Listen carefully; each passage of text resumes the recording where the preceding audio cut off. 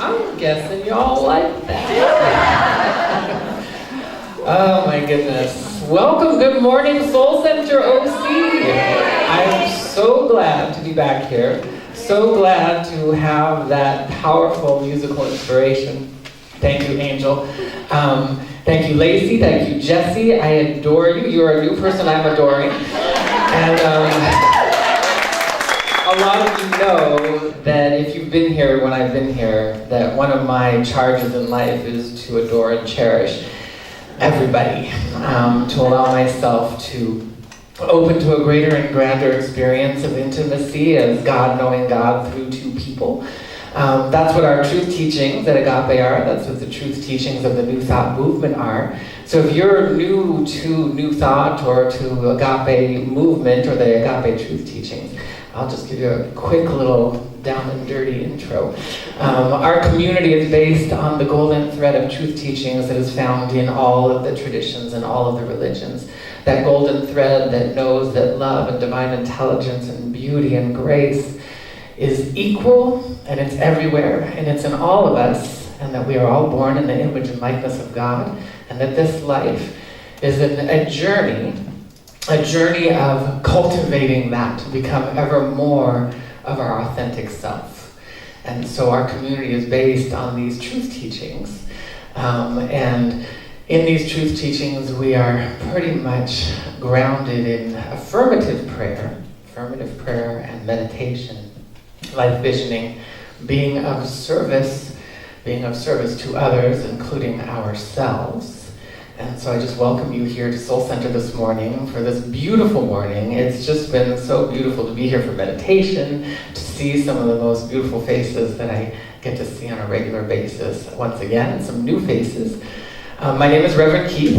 I'm a minister from the Agape International Spiritual Center, whose second home is here at Soul Center every year. Thank you.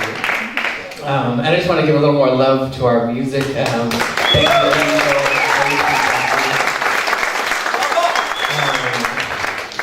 What Angel doesn't know is that you sang. I graduated from prac training 10 years ago, and you sang, and I was so excited because your voice obviously is incredible. But you do the best rendition ever of "Let the Joy Wash Over Me," and I love it. Anyway, how good it is to be here on our new month, June, as we are embracing the journey. And so everybody had a chance to fill out their spiritual application, right? To turn in your spiritual application. The theme, or my topic today, is turning in your spiritual application. Well, actually, it's turn in, period. Your spiritual application. Now, the spiritual application you actually turned in before you got here. And before you incarnated, you turned in an application like, I'm gonna be a man, I'm gonna be a woman, I'm gonna do this or that, and be born into these situations and circumstances for the evolution of my soul. Because that's what this is. This is a journey of the evolution of your soul. And as Angel was singing in her song, there's going to be some change that has to take place while you're here. In the eternal, nothing changes. Nothing changes in the eternal. God does not change. God is the same today and forevermore as bliss, grace, beauty beyond your wildest dreams. And that's who we are at our core, the eternal self, that eternal light within us. That's who we are. But then we got these bodies that say that we're something. Sometimes they tell us we're something else that we're not. And so even though you might be a man or a woman or come from a particular lineage of a religion or background, or maybe you're a particular race, we all are a particular race, but that's not who we really are. Who we really are is at the core of our beingness. That other stuff is beautiful things. There's beautiful reasons we picked to be who we are, to be the genders, colors, and everything else, religions that come with it. There's reasons, because there's beauty and color and texture and magnificence and all that. And one of our core teachings would also be to honor that, to honor all the cultures, and to honor all the people because we are all divine emanations of light. And that's what makes the journey so wonderful, is to be able to honor all that. But in the eternal, it's changeless. And in the time and space continuum, there's change. So you also, when you turned in your spiritual application before you got here, they also gave you a change purse. And the change purse, yeah, even the guy's got a change purse. It's got a little zipper on it, and you open it, and there's a bunch of change in there. And it's symbolic of the currency that you need to journey through time and space in the human experience. Also, great play on words. In terms of the change that's required to become more of who you are, because to a degree, we all took, I don't remember in the Matrix, it was the red pill or the blue pill, but we all took the one that had us involved in a little bit of temporary amnesia, and forget that we're divine beings of light born in the image and likeness of God, and B, there's only one of us. You think that you're just you, that you just have your body, your energy field, which you've heard me talk about it many times before, but you have this electromagnetic field of energy that is so much more than just your physical body. And it's encompassed it's a microcosmic expression of the divine as it appears in the material world. Everything in the material world comes from the divine mind. It comes from inspired thought before it materializes into the world. And that's what this is. But our consciousness is always, there's a divine inertia that's always seeking to reveal the eternal consciousness to and through us. And so we want to cultivate that. And in our change purse, if you look in there, there'll be some coins. And the coins in there are two-sided, because when you come down to planet Earth, you experience duality, move from oneness into duality, or the illusion of duality, because oneness is here, even in duality. And so we want to find out, who am I? Who am I, and what did I come here for? And you came here, I can give you the answer. You came here to have fun. You came here to experience joy and love. And every once in a while we experience the opposite of that. We experience exclusion or various other things. And a lot of that is going on right now in the world. You're seeing demonstrations more than ever before. It always amuses me when people say, this is such a dynamic time to live. And it really is actually been a dynamic time to live every time that you live. It's always dynamic. The only thing that's a little bit different than maybe a couple hundred years ago is that you can see everything in a nanosecond on your iPads, pods, whatever, TVs, etc. And so we get a glimpse on a more macrocosmic level of what's going on globally. But we want to be able to rest in our spiritual practice.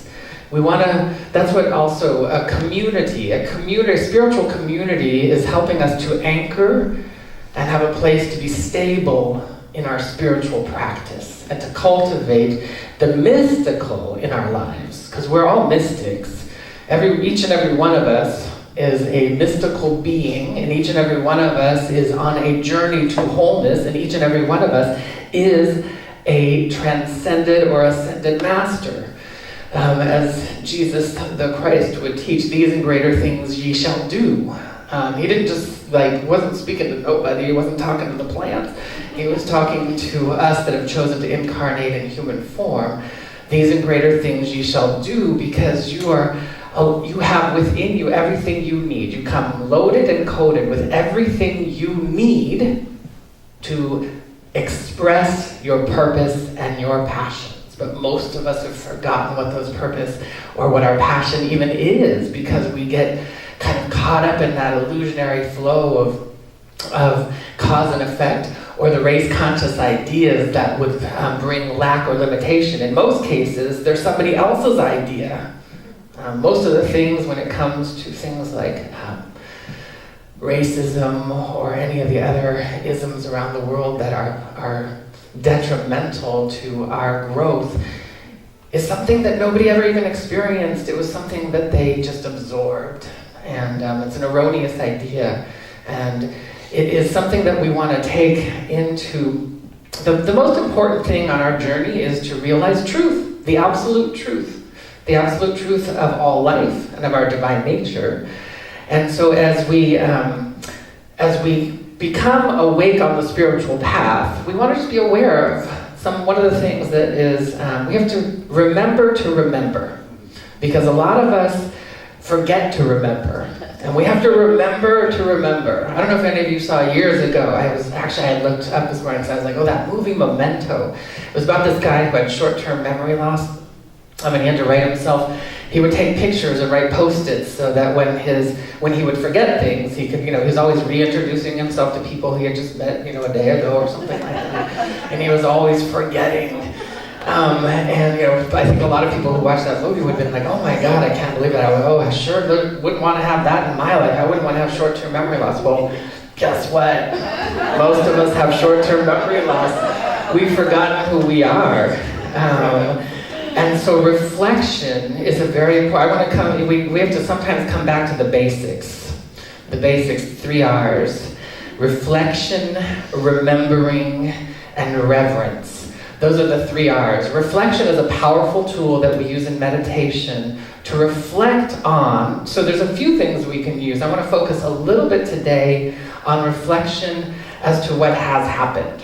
So in the time-space continuum, we have the past, the present, and the future. But in the eternal, there's just the eternal. The eternal is, sometimes referred to as the now. And if you, read The Power of Now by Eckhart Tolle, brilliant, brilliant book, is absolutely spot on. But it's about bringing the eternal into time and space. And when you bring the eternal into time and space, you experience the miraculous. And so that's what we want to do. And so sometimes there's a barometer that comes built into each and every one of us. We have a dashboard that is telling us, like I told you earlier, there's an inertia that holds us. It's always pulling us into the direction of our magnificence, into the direction of truth, the truth that sets us free. But a lot of us, we ignore that, and we try to go off in a different direction. And when you ignore the truth, you end up coming into what would be called pain, because any resistance to the truth, Star Trek, resistance is futile. And that's true, because the inertia is, you're going to become whole, you're going to become complete. You are going to experience heaven on earth at some point. It's just, when do you want to experience that?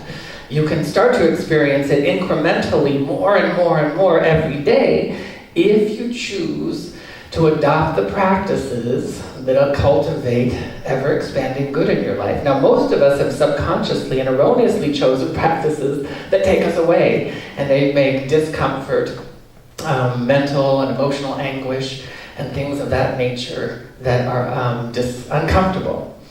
So the good thing is, on that dashboard, discomfort is something that alerts you that something is off. But you know how a lot of it lately in the news, there's been a lot of talk over the past year especially about not making something normal.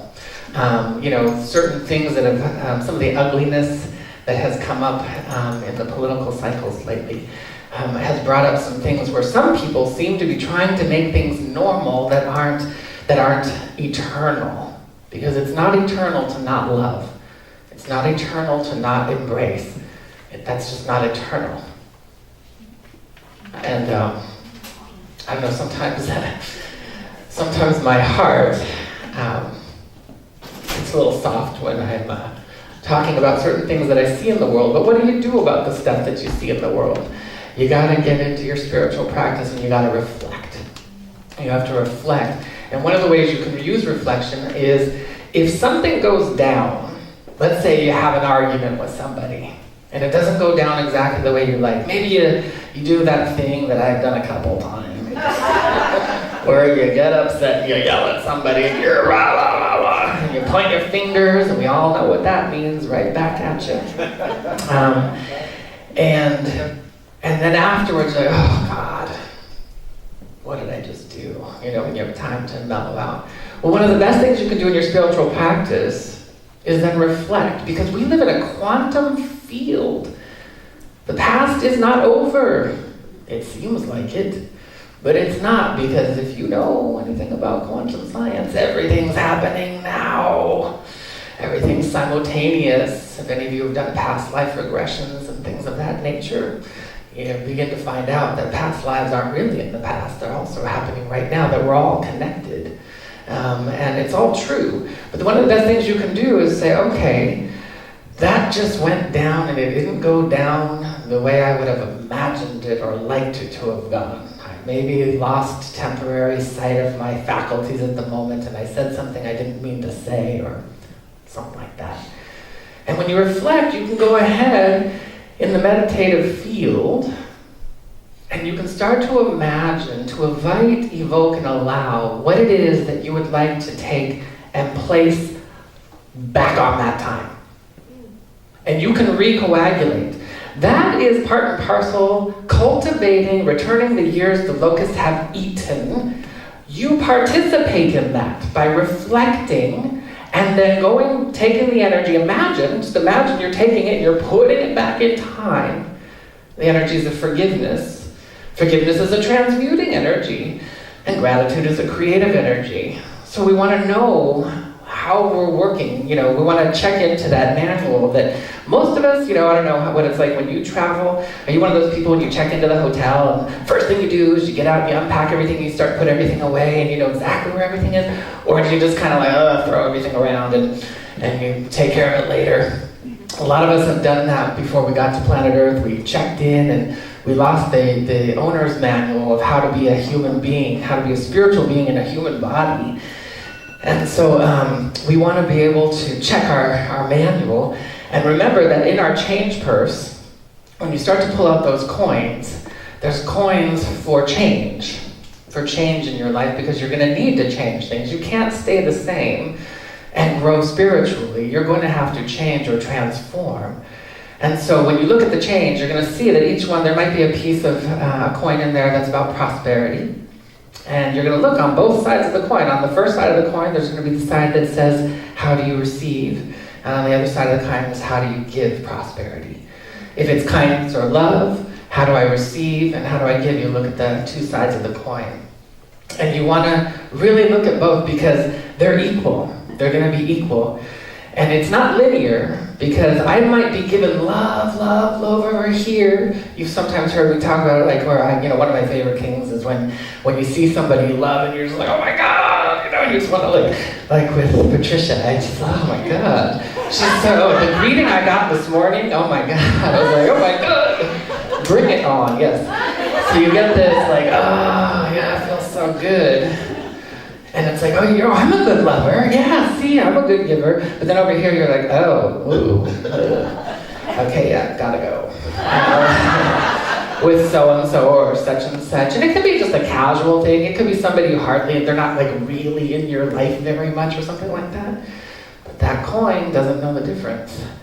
That coin of intimate grace and love knows that you can gush and give over here, but if you're not doing it over here, we're keeping tabs. And so we want to kind of start looking at, we want to look how we give and receive everything. When it comes to prosperity, there are people who are prosperous. Actually, I know a multi-millionaire who I used to work for. God bless his soul, I love him dearly. But back when I was working with him, and a multi-millionaire, I'm telling you, just gorgeous house, everything. But he was not prosperous. He wasn't prosperous. He had so much fear and anxiety over it. And there was a lot of control that came with his money. He would try to control people.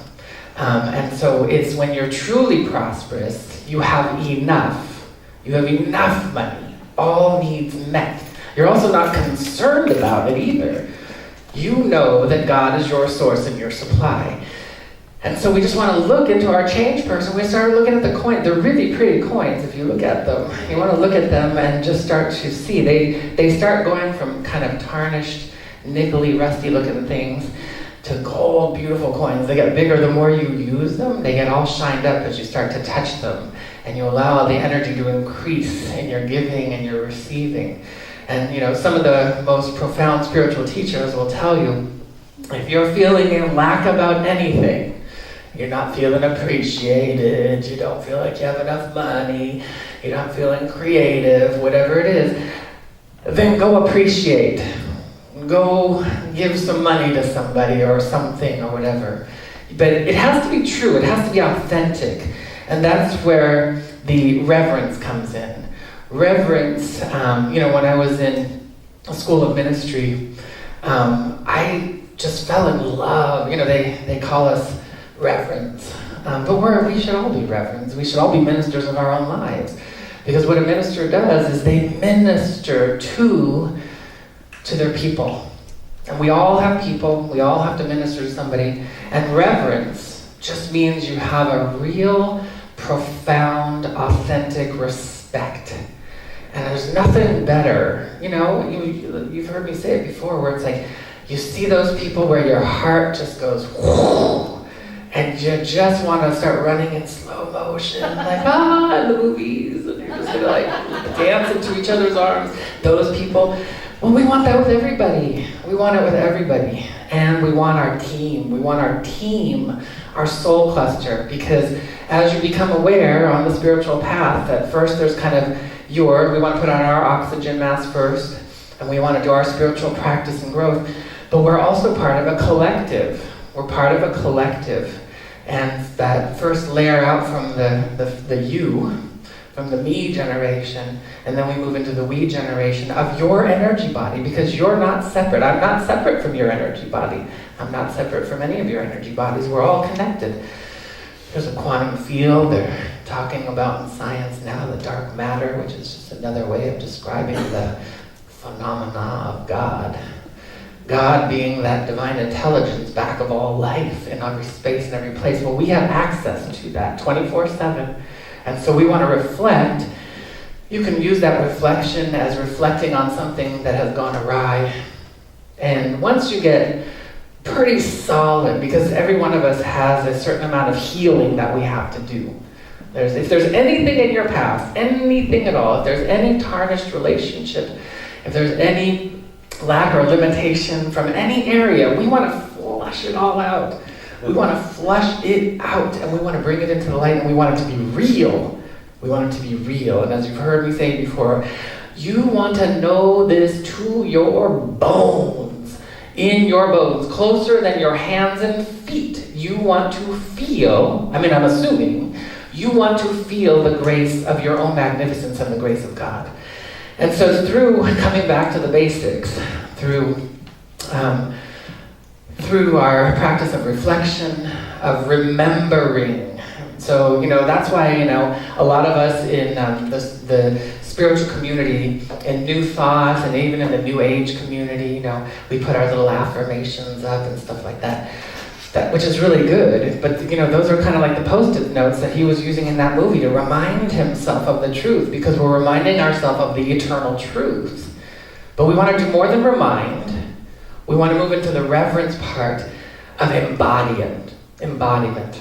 And I can tell you, as someone who, you've heard me say it before, I'm more than happy to share any of my nubs and flubs and all of the mistakes I've made over the years. I used to be part of the sleepwalking dead. If you can believe it, I hope you don't. I used to be rude sometimes. I used to have some nasty habits. But I've changed, and I'm continuing to change. And so we kind of like if you look at the scales of your life, there's a point where you're kind of like maybe more healing and healing. There's never a point where you can't heal and grow at the same time. You can heal and grow at the same time, but sometimes it feels like the healing is taking a little bit of a precedence. And then at some point the scales, they tip. And all of a sudden you move from healing to living and thriving and growing, and it becomes exponentially more magnificent. I'll also just out myself too. I used to, back in my olden days, you've heard me say it before, where I used to be a partier back in the 80s. And I used to go to the clubs and party and all that stuff. I was actually, from the human perspective, I was kind of cool, but I lost a lot of that. Now I'm that nerdy spiritual person that I used to make fun of. But I love it. I love being the nerdy spiritual person who's into quantum science and spirituality. And I get so much more high off of God and life and love than anything. And so as our life is your laboratory, you want to start bringing, you've all heard that we have our spiritual tool bag, and it's our practices. So affirmations being one of those. But it's about the embodiment of it. We want to embody them. Also reading, our education. We want to be, if you could imagine, one of the best things we can do on our spiritual path is, we want to choose. You have to choose. You got your meditation practice, which I'm going to say right away. You want to choose it to be fun and easy and beautiful. And there's so many different ways to meditate. And meditation is a way that we open to rejuvenation. So it's really good. It's the most ancient form of healing on the planet, prayer and meditation. Because the minute you go into meditation and you start to relax, like we did this morning, for those of you who were here during meditation, wasn't hard, was it? We just kind of sat here and relaxed. But what happened on a biochemical level is all your muscles, all your blood, everything, the neural net in your brain, everything started to go, and it all started to open. And one of the most natural things that happens on the planet, nature will tell you everything you need to know if you lost your owner's manual on how to be a human being, because nature will tell you what you need to know for living a spiritual life in the human body on planet Earth. Nature will guide you, and your body will guide you. Your body has everything built into it to tell you the truth. Your body can't lie. It just can't. But you want to understand. You want to understand the language of your body. You want to understand the language of life, the language of God. It's really frustrating to misinterpret life. So much of what's going on right now is, especially look at it, the political arena right now. And I'm going to back it up just a second. So back to kind of reflecting, right? You had that little argument with somebody and you're going to reflect, and what qualities of God would I like to bestow upon that situation? You'll see dramatic change. You don't want to leave trash in your wake. You want to come back and let's grab it up and let's clean it up. We want to clean up any of the debris that's in our wake.